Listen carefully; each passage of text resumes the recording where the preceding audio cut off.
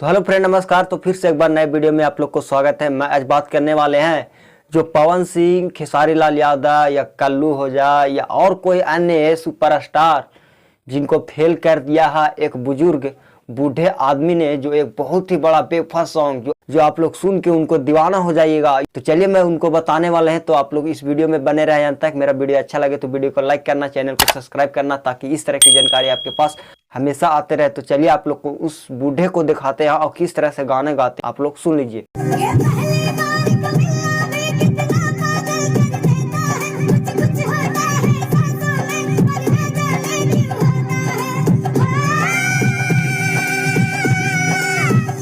तो आप लोग सुने हैं कि किस तरह से उस बूढ़े बुजुर्ग आदमी ने खेसारी लाल यादव, पवन सिंह, बहुत ही सुपरस्टार भोजपुरी को बहुत ही पीछे पछाड़ दिए हैं। उनके सामने लगता है कि अब टिकना मुश्किल है।